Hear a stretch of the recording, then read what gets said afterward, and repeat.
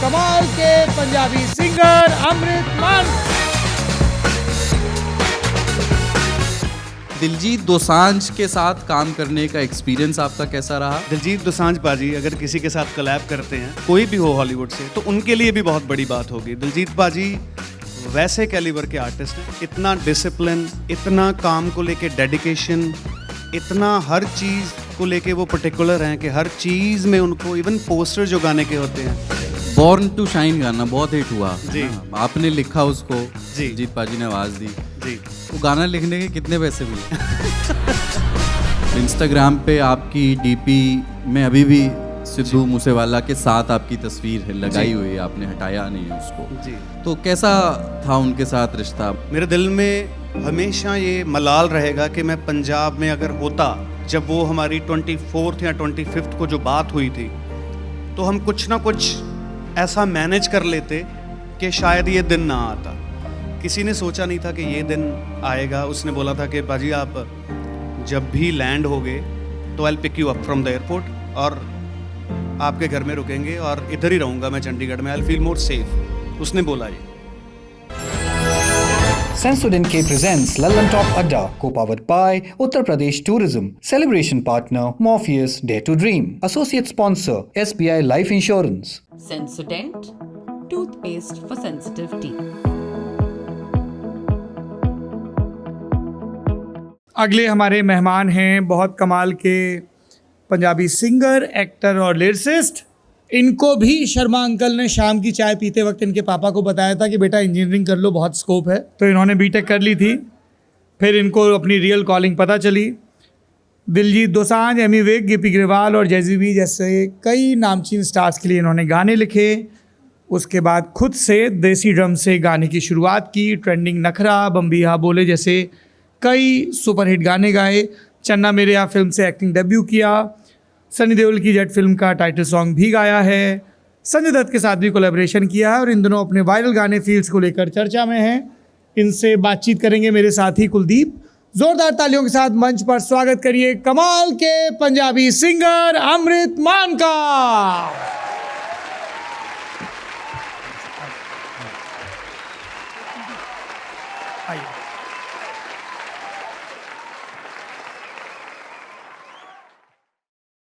मुझे मालूम है आप में से बहुत सारे लोग सुनना भी चाहेंगे इनसे, पर वो थोड़ा आखिर के लिए रखते हैं। मैं आपसे अमृत भाई, सबसे पहले मुझे याद है 2015 में आपका लिखा हुआ गाना दिलजीत दोसांझ साहब ने उसको आवाज़ दी, वहाँ से आपकी एक दोस्ती या रिश्ता शुरू हुआ। अभी आपने साथ में परफॉर्म भी किया। बॉर्न टू शाइन गाना जो है वो भी बड़ा उसी गाने पे परफॉर्म किया। तो दिलजीत दोसांझ के साथ काम करने का एक्सपीरियंस आपका कैसा रहा? दूसरा, उनकी जो ग्लोबल सक्सेस है, एक पंजाबी सिंगर, पंजाब के पिंड से निकला हुआ एक पंजाबी सिंगर, अब ग्लोबली इतना बड़ा स्टार है कि वो अब छाती चौड़ी करके 10,000 20,000 छोड़ो लाखों की हॉल भर सकता है। इसके बारे में आप कैसा फील कर सकते हैं और उनके साथ काम करने का आपका तजुर्बा दोनों? सबसे पहले तो हाय एवरीवन, आप ठीक ठाक हो सारे, and thank you so much Lalan top for having me over here. Diljit पाजी की अगर बात करें तो मैं एक छोटा सा किस्सा बताता हूँ। जैसे अभी हम LA में थे पीछे, हम अपनी एल्बम पे काम कर रहे थे। मैंने उनकी एल्बम के लिए गाने भी लिखे थे, जैसे आपने बताया born to shine. I guess Diljit paaji ऐसे आर्टिस्ट हैं कि वो सच में डिज़र्व करते थे। मतलब इतना डिसिप्लिन, इतना काम को लेके डेडिकेशन, इतना हर चीज़ को लेके वो पर्टिकुलर हैं कि हर चीज़ में उनको, इवन पोस्टर जो गाने के होते हैं उनको लेके, कब पोस्टर डलेगा, क्या लुक होगी, EP की क्या लुक होगी, पूरा बैनर क्या होगा, पूरी प्रमोशन क्या होगी, he is so much involved. And जब हम 14 में पहली बार मिले थे तो मेरे को तब भी लगता था कि यार he is one day is gonna break the barriers. उनकी जो अभी फ़ैन बेस है, जो अभी वो शोज़ कर रहे हैं वर्ल्ड वाइड, अभी तो ये चीज़ हो गई है कि पहले ये होता था कि कोई बाहर से अगर कलैब करता है आर्टिस्ट पंजाबी आर्टिस्ट के साथ, तो वो बहुत बड़ी बात मानी जाती थी पंजाबी आर्टिस्ट के लिए। लेकिन अभी ये हो गया कि अगर पंजाबी दिलजीत दोसांझ पाजी अगर किसी के साथ कलैब करते हैं, बी एट कोई भी हो हॉलीवुड से, तो उनके लिए भी बहुत बड़ी बात होगी। दिलजीत पाजी वैसे कैलिबर के आर्टिस्ट हैं। I guess he deserved it. And he is doing great. और प्लस उनकी जो इंटरेक्शन है, जो आपने पूछा, उनका कनेक्ट बड़ा डीप है अपनी ऑडियंस के साथ। हर किसी को लगता है कि यार ये दिलजीत, कॉलेज वाले स्टूडेंट्स को लगता है कि हमारे कॉलेज का स्टूडेंट है, और जो रहते हैं गली मोहल्लों में लोग, उनको लगता है कि यार हमारे ही मोहल्ले का कोई बहुत अच्छा सा और चुलबुला सा लड़का है। So his connectivity with his audience is way like ahead of time, and I guess इसीलिए वो आज इस मुकाम पे है। Enlighten your mind in the world's oldest city, Varanasi. एक सवाल सीधा पूछ लूं? जी बॉर्न टू शाइन गाना बहुत हिट हुआ जी। है ना, आपने लिखा उसको, जी। दिलजीत पाजी ने आवाज दी। जी। वो गाना लिखने के कितने पैसे मिले? दैट सॉन्ग वाज बेसिकली, मैं तो उसको प्राइसलेस बोलूँगा, कुछ पहले जो मेरा गाना 2014 में आया था बाजी के साथ, वहीं से मेरे करियर की शुरुआत हुई थी। उन्होंने पहली बार मेरा नाम एक गाने में लिया, और born to shine was a gift from my side to Diljit paaji. जब उन्होंने ये गाना सुना, उन्होंने बोला कि यार ये गाना करते हैं बाजी, तो मैंने एज अ गिफ्ट उनको दिया। हाँ, पैसे भी थोड़े बहुत लिए। नहीं, पर जैसे अब जी बहुत बड़ी इंडस्ट्री है पंजाब जी। की म्यूजिक इंडस्ट्री। जी। मान लीजिए किसी गाने पर 475 मिलियन व्यूज आ गए, जो कि इस पे आ गए हैं। जी जी। तो हाउ डज इट वर्क? मतलब उसमें क्या व्यूज एक बार जब कॉन्ट्रैक्ट हो गया तो हो गया सिंगर के साथ जी। या व्यूज के हिसाब से फिर उसमें सिंगर्स के लिए भी और राइटर्स के लिए भी और पेमेंट जाती है बाद में? नहीं, आई गेस एक तो इनिशियल पेमेंट होता है, जो भी जो राइटर है उसकी एक आस्किंग प्राइस है उसके काम के हिसाब से। उसके बाद क्या होता है कि रॉयल्टीज़ आजकल बहुत अच्छी हैं। रॉयल्टीज़ का जो आज से 15-20 साल पहले का जो सिनारियो था और आज का सिनारियो, उसमें बहुत फ़र्क है। रॉयल्टीज़ दे पे यू वेल। अगर गाना, जैसे आपने बोला कि वो ग्लोबल हिट गाना है, तो रॉयल्टीज़ अच्छी खासी मिल जाती हैं। तो एक तरह से अगर मैं कंपेयर करूं, अब लिरिसिस्ट को बहुत अच्छा पे होना शुरू हो गया है, और I guess the industry is growing and even the royalties they are being more transparent, and वो अच्छी खासी आ जाती हैं भाई। Morpheus, the Greek god of dreams, favors the ones who dare to dream. एक सवाल, मतलब मैं एक नॉन पंजाबी स्पीकिंग स्टेट से ताल्लुक़ रखता हूँ, पर पंजाबी म्यूज़िक का बड़ा कदरदान हूँ, सुनता भी हूँ जी। और समझ भी लेता हूँ। लेकिन एक चीज़ मैं हमेशा सोचता हूँ कि ज़्यादातर पंजाबी म्यूज़िक वीडियोज़ में जो लोकेशन होती हैं जी वो ओवरसीज़ होती हैं, जी। विदेश की लोकेशन, या इनफैक्ट जो एक्स्ट्राज होते हैं जी। वो भी अक्सर विदेशी मूल के लोग होते हैं। जी। आपने इसके क्या इंटरप्रिटेशन किया है कि ऐसा क्यों है? इसका बाजी एक तो ये है कि थोड़ा बहुत वेस्ट का इन्फ्लुएंस तो आया ही है, ये बात हम जुटला नहीं सकते। वेस्ट का जो एक इन्फ्लुएंस है, जो गाने हिट हुए वहाँ पे, जो आर्टिस्ट बहुत बड़े हुए, यहाँ की जनरेशन ने, जो यंग जनरेशन, उन्हें बहुत सुनना शुरू किया, उनको बहुत देखना शुरू किया। उनके कपड़ों का स्टाइल, उनका लाइफ स्टाइल, उनका वीडियो में परफॉर्म करने का तरीका, उससे बहुत प्रभावित हुए सारे। सो मेरे को लगता है कि अब बहुत सारे कनाडा बेस्ड आर्टिस्ट भी आए, जैसे सिद्धू भी कनाडा में थे जब उन्होंने शुरू किया, इवन एपी हैं, शुभ हैं और करण, ये सारे आर्टिस्ट कनाडा से शुरू हुए और उन्होंने वहाँ का लाइफस्टाइल दिखाया। तो एक, मैं ये बोलूँगा कि तब एक ट्रेंड सा बन गया। उससे पहले जैजी भी बाजी थे, उनके बहुत ओवरसीज़ वीडियोस शूट होते थे। So I think trying to follow something, but उसमें अपना तड़का लगा के अगर कुछ पेश किया तो वो चीज़ पंजाबी म्यूज़िक में आई। आपने सिद्धू पाजी का जिक्र किया। सिद्धू मूसेवाला जी की दुर्भाग्यपूर्ण तरीके से हत्या की गई, पूरे देश के लिए वो एकदम सन्न कर देने वाली खबर थी जी। आपके बड़े अच्छे दोस्ताना रिश्ते थे उनसे। मैं देख रहा था कि इस बात को लगभग 3 साल बीत गए हैं, पर इंस्टाग्राम पे आपकी डीपी में अभी भी सिद्धू मूसेवाला के साथ आपकी तस्वीर है लगाई हुई है, आपने हटाया नहीं है उसको जी। तो कैसा था उनके साथ रिश्ता? मतलब मुझे तो पहले की अप्रिसिएशन, मुझे लगा कि भाई हो तो ऐसा हो कि अभी भी जो है, हाँ जी, कितना भी टाइम हो गया हो पर याद आज आती है भी उसकी। पाजी, सिद्धू का जाना एक ऐसा नुकसान था जिसको पंजाबी में कहते हैं ना पूरा होने वाला काटा। मतलब किसी ने सोचा ही नहीं था कि ये दिन भी आएगा और ये दिन देखना पड़ेगा। मैं इंग्लैंड में था तब, आई वाज इन लंदन, जब मुझे कॉल आई। और आप यकीन माने, इतना मैं लाइफ में बहुत कम रोया हूँ जो उस दिन रोया था। वो जो अंदर तक, क्योंकि उसके जाने से पहले कुछ घंटे पहले उसने मेरे से बात की जो हमारी कॉन्वर्सेशन पिछले 5-6 दिनों से चल रही थी लगातार, वो कॉन्वर्सेशन वो मेरे आगे आने लग गई। सारी चीज़ें जो उसने मेरे साथ डिस्कस की थी, और मैं बहुत दूर बैठा था। मेरे दिल में हमेशा ये मलाल रहेगा कि मैं पंजाब में अगर होता, जब वो हमारी 24th या 25th को जो बात हुई थी, तो हम कुछ ना कुछ ऐसा मैनेज कर लेते कि शायद ये दिन ना आता। किसी ने सोचा नहीं था कि ये दिन आएगा। उसने बोला था कि बाजी आप जब भी लैंड होगे तो I will pick you up from the airport, और आपके घर में रुकेंगे और इधर ही रहूँगा मैं चंडीगढ़ में, I will feel more safe.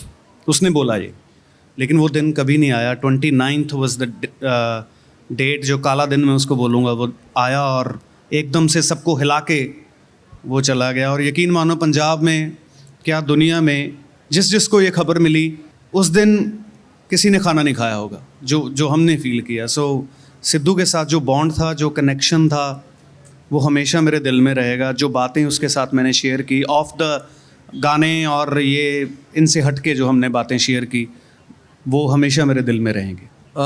आपकी चूँकि बात होती रहती थी उनसे और निजी बातें भी शेयर करते थे, मैं इसलिए पूछ रहा हूँ कि आपसे कभी उन्होंने इस तरह का, या चाहे इशारे में ही कभी कोई बात इस तरह की कही कि उनको किसी तरह का थ्रेट फील होता है? जी, हमारी बात हुई थी सिक्योरिटी के रिलेटेड।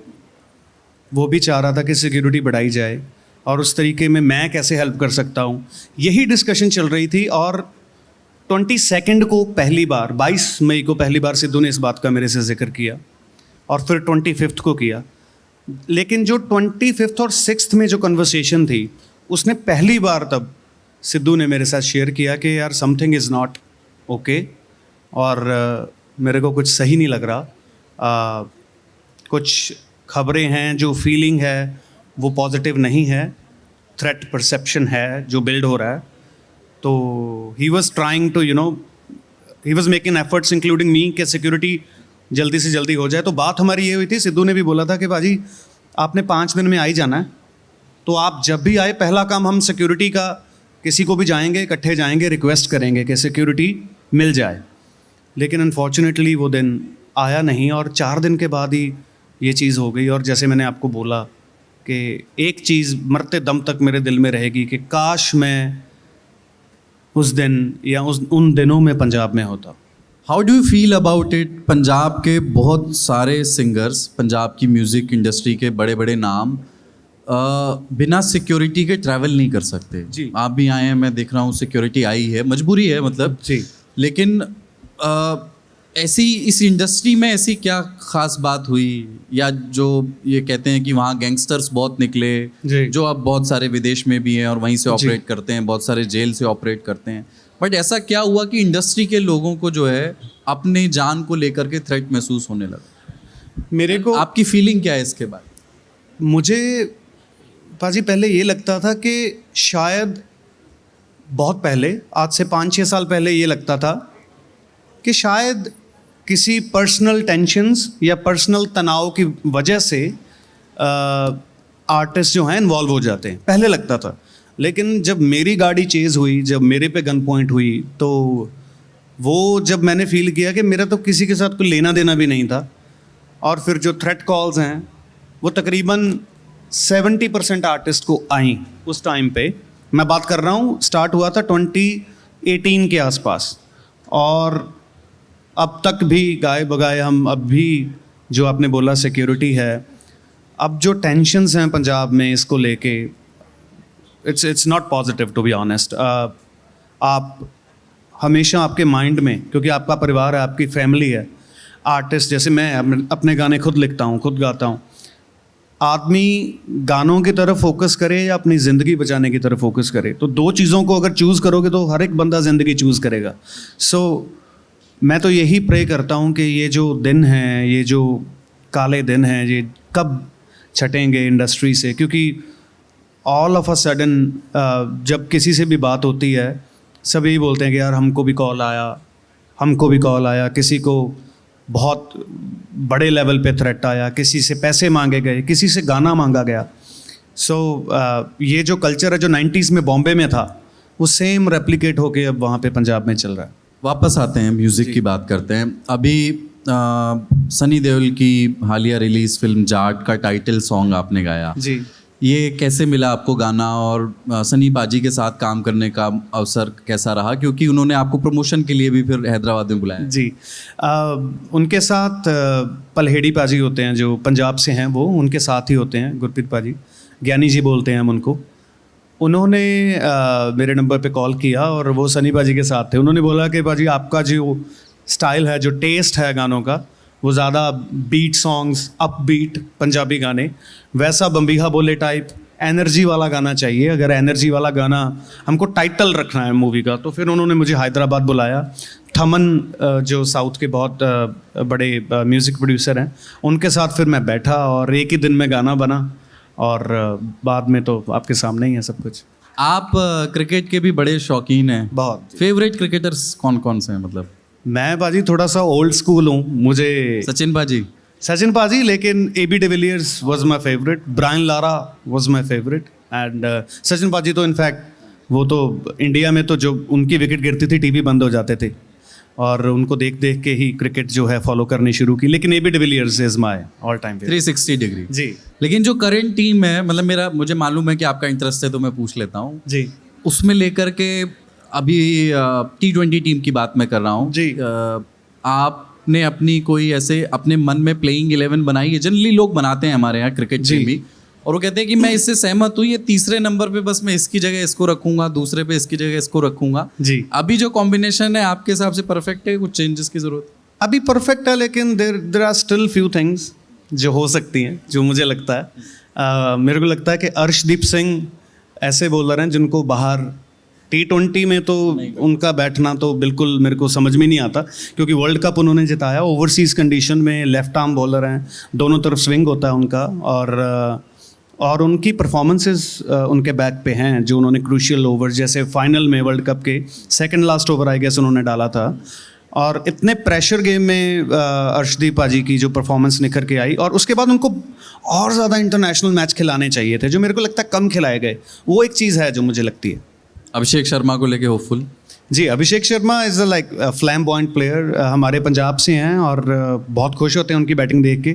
बस मेरे को यही है कि लॉन्गर फॉर्मेट में वो शाइन करें, और जैसे अभी ऑस्ट्रेलियन पिचेस पे अगर लॉन्गर फॉर्मेट होगा, साउथ अफ्रीकन पिचेस पे होगा, इंग्लैंड की पिचेस पे होगा, वहाँ पे चैलेंजेस डिफरेंट होते हैं, न्यूजीलैंड में चैलेंजेस डिफरेंट होते हैं, बाउंसी होती हैं थोड़ी सी कंडीशंस, अलग अलग कंडीशन में वो अपने आप को कैसे ढालते हैं। अभी ये टेस्ट उनका होना बाकी है, लेकिन जितना अभी तक हमने देखा, he is like absolute star और सुपरस्टार इन द मेकिंग। ऐसा लग रहा है हम लोग कमेंट्री बॉक्स में बैठे हैं। लेकिन पंजाबी म्यूजिक, आपका पंजाबी म्यूजिशियन या Punjabi singer, go to singer कौन सा है जो आप अपने अलावा, या जिनको आप जब भी किसी भी समय पर आप लगा करके सुन सकते हैं जब समझ नहीं आ रहा? जैसे अगर थोड़े से पीसफुल गाना सुनने का मन हो और रूहानी कोई बात सुनने का मन हो, तो सतिंदर सरताज पाजी, और हमारे स्टाइल में अगर थोड़े से हिप हॉप, थोड़े से वैसे लिरिक्स और बीट हो, तो Sidhu and Diljit paaji, they are all time favourite. और ललन टॉप पे पाजी हम ये कोशिश करते हैं कि हम मंच पे कम से कम बातें करें और ऑडियंस को ज़्यादा से ज़्यादा बातें करने का मौका मिले। ज़रूर ज़रूर। तो अब मैं माइक ऑडियंस के बीच लेकर के जा रहा हूँ। आप में से जो भी लोग प्रश्न पूछना चाहते हैं हाथ उठा। सेल्फी लेनी है, सेल्फी लेनी जरूर इसके बाद मिलेगी। इसके बाद कोई सवाल हो तो पूछो तुसी। सेल्फी लेनी ये दो बाद ले लांगे फिर अपन, इस तो बाद आफ्टर द क्वेश्चंस। मैं अनुभव नोएडा से हूँ। मेरा सवाल मान साहब आपसे ये है कि जब हम पंजाब की बात करते हैं और इस समय हम देखते हैं कि पंजाब बहुत ज़्यादा ड्रग प्रॉब्लम इन सब से जूझ रहा है और काफ़ी साल हो गए जिसको हर गवर्नमेंट आती है, कोशिश करती है, नहीं होते हैं, तो आप क्या सोचते हैं कि इसमें इंडस्ट्री की क्या जिम्मेदारी बनती है एक तरीके से, क्योंकि एक क्रिटिसिज्म बहुत मिला है इंडस्ट्री को, पंजाब की इंडस्ट्री को, कि वो इन चीज़ों को बढ़ावा भी देती है एक तरीके से, तो उस पर आपका क्या टेक है, क्योंकि आप एक उभरते हुए कलाकार हैं और आप पे भी शायद थोड़ी आप अकाउंटेबिलिटी या जिम्मेदारी महसूस करते हो, कि आपका टेक मैं जानना चाहूँगा। पहले तो बहुत अच्छा क्वेश्चन है, इनके लिए एक तालियां ज़रूर बनती हैं यार। सबसे पहले तो आपकी बात को मैं बिल्कुल डिनाई नहीं करूँगा कि हमारे गानों में भी कभी कभार ऐसी कोई लाइन आ जाती है जो नहीं आनी चाहिए, उसके बिना भी अगर चल जाए तो अच्छा होगा। लेकिन मेरे को ये लगता है कि एक एज होती है आपकी, जैसे मैं आई स्टार्टेड राइटिंग इन जब मैं 16-17 साल का था, यंग एज में था, और 22 साल 23 साल की उम्र में मेरे गाने आ गए थे और चल भी गए थे। एक तब की एज थी जब आप सोचते नहीं थे, और अगर धीरे धीरे आर्टिस्ट इवॉल्व होता है, मेरे को लगता है धीरे धीरे उसको समझ आती है सोसाइटी की, धीरे धीरे उसको समझ आती है कि यार क्या हो सकता है, क्या और इम्प्रूव किया जा सकता है। इसी वजह से मैं पहले, आपने मेरे गाने अगर सुने हो तो वो बड़े ये थे कि बस हिट होने तक था कि एक दारू पे गाना आ गया और अफीम पे आ गया और ऐसे था।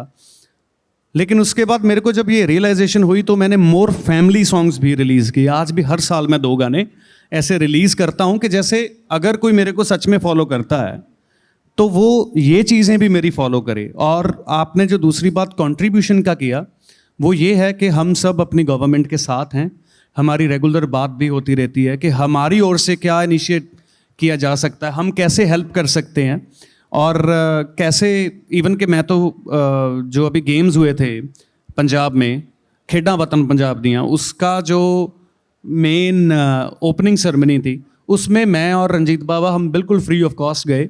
हमने कोई चार्ज नहीं किया, सिर्फ इसलिए कि अगर हमारे जाने से वो, अगर खेलों की बात हो रही है तो बहुत और यंगस्टर्स वहाँ पे आएँ और पंजाब को गेम्स में भी एक्सीलेंस मिले। So we are always there, we are trying our level best what we can do, but yes I promise you, you will see in future के लिरिक्स मेरे और से आने होते जाएंगे धीरे धीरे। हेलो, सत श्री अकाल। सत श्री अकाल सर। मैं ना म्यूजिक इंडस्ट्री में काम कर चुका हूँ। मैं तब से काम करता था, कैसेट्स पे गाने आते थे जी, आपने सुना है स्टार्टिंग जी, फिर सीडी आई जी, फिर पेन ड्राइव, फिर उसके बाद म्यूजिक और डाउनलोड होना। जी।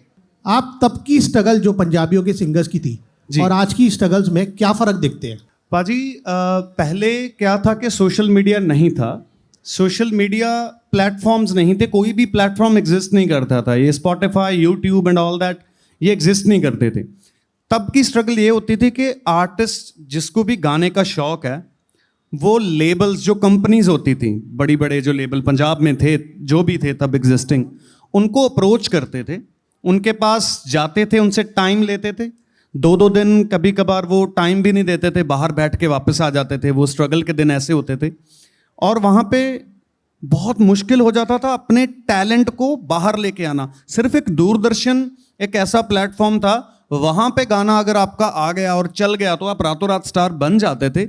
लेकिन इतनी बड़ी पंजाब की जो पॉपुलेशन है, और दूरदर्शन पे मुश्किल से एक प्रोग्राम में 5-7 गाने आ सकते हैं, तो वो बहुत टफ था। और आज हमारे लिए इजी है कि आज अगर कोई नया टैलेंट है, अगर वो वाकई टैलेंटेड है, अगर वो खुद भी नॉर्मल गा के भी अपनी वीडियो इंस्टाग्राम और यूट्यूब पे डालेगा, तो उनको इंस्टेंट रिकग्निशन मिलेगी अगर वो गाना अच्छा है। उसके बाद तो लेबल्स एंड ऑल दैट, और खुद का हौसला भी बहुत बढ़ जाता है। यस, स्ट्रगल बहुत कम हो गई है। अगर शॉर्ट में आपकी बात का जवाब दूं, पहले की स्ट्रगल और आज की स्ट्रगल का बहुत फर्क है। आज हम अपनी चीज़ लोगों के सामने प्लेटफॉर्म के जरिए रख सकते हैं। गाने का हिट होना, फ्लॉप होना, वो बात की बात है। Still we have platforms to prove ourselves, so that is the different. Thank you जी। पीछे एक सवाल है, सबसे पीछे भी पहुंची माइक लेके। किद्दां अमृतपाल जी? किदा जी, की हाल है? बढ़िया बढ़िया, ठीक हो? बिल्कुल सर। मेरा क्वेश्चन ये है कि what are you working on next, and आपने सोचा हो किसी से पंजाब इंडस्ट्री में कोलैबोरेट करना या फिर बॉलीवुड में, तो थोड़ा आप उसके बारे में बता दीजिए। जी, अभी आगे मैंने अपनी एक EP 5 गानों की जो एक छोटी एल्बम, उसको रिलीज़ करेंगे, और उस पे काम चल रहा है। उनके वीडियोस जो हैं वो US में शूट हो गए और पंजाब में शूट होंगे। और उसके बाद I am trying to write a movie, खुद भी लिखने की कोशिश कर रहा हूँ, और अच्छी टीम ढूंढ रहा हूँ कि उनके साथ मिलके उसको और आगे मैच्योर किया जाए। और फिलहाल यही है, कोलैबोरेशन आप जल्दी मेरी और जैस्मिन सैंडल्स की देखेंगे जल्दी, I am sure. Thank you सो बहुत मच। बहुत शुक्रिया। एक आखिरी सवाल आपसे जी, कि वो जो सपना देखा होगा आपने कि साहब मैं इस फील्ड में जाऊंगा, मैं गाने लिखूंगा, फिर गाऊंगा भी, जी, जो लाइफ चेंजिंग मोमेंट होता है हम में से सबके जीवन में, डेयर टू ड्रीम मोमेंट जिसको कहा जाए, जिसमें आप ये साहस, ये हिम्मत दिखाते हैं कि मैं सपना देख रहा हूँ बड़ा, जी, वो आपकी लाइफ में कौन सा मोमेंट था? किस उम्र में आया, किस तरह से आया? मेरी लाइफ में जो चेंजिंग लाइफ चेंजिंग मोमेंट था वो एक बार दिलजीत दोसांझ पाजी के साथ फ़ोन पे बात हुई थी और मैं ड्राइव कर रहा था और मेरे मॉम बिल्कुल मेरे साथ बैठे थे। अनफॉर्चुनेटली शी इज़ नो मोर, अब वो नहीं रहे, लेकिन वो मेरे साथ बैठे थे और हरविंदर सिद्धू पाजी हमारे पंजाब के वो प्रोड्यूसर हैं, उन्होंने कॉल पे बात करवाई और दिलजीत पाजी ने 3 वे पे थे वो। मैंने दिलजीत पाजी से बात की और उन्होंने मेरा एक सॉन्ग मांगा कि पाजी आपका गाना बहुत अच्छा है, आपकी आवाज़ बहुत अच्छी है, मुझे ये गाना पसंद है, आप ये गाना मुझे दो। और मैंने जब फ़ोन काटा तो मैंने अपने मॉम को बोला कि मम्मा ਤੁਹਾਨੂੰ पता है दिलजीत दोसांझ ਦਾ फ़ोन सी। एंड मॉम बीइंग मॉम, जैसे हमारे पंजाब की मॉम होंगे, वो कहते कि इन्ने भी गप ना मारा कर, तू रहन दे। सो उनको यकीन नहीं आया, लेकिन तब मैंने घर जाके सोचा कि यार दिलजीत पाजी अगर उनको मेरा कंटेंट पसंद आ रहा है, बीइंग वो तब भी टॉप पे थे, आज भी टॉप पे हैं और रहेंगे, वो इतना कॉन्फिडेंस मुझे दे रहे हैं तो और किसका कॉन्फिडेंस चाहिए मुझे। तो वो दिन था मैंने अपने आप को और सीरियसली लेना शुरू किया और गाने लिखे और गाए। बहुत बहुत शुक्रिया, आपने समय दिया, आप Thank आए you. मर्सीएस पे, Thank बहुत you बहुत so शुक्रिया आपका। Thank you guys. हाँ, सेल्फी सेशन बाद में है। Thank you so much. आ जाओ, thank you guys, love you, thank you.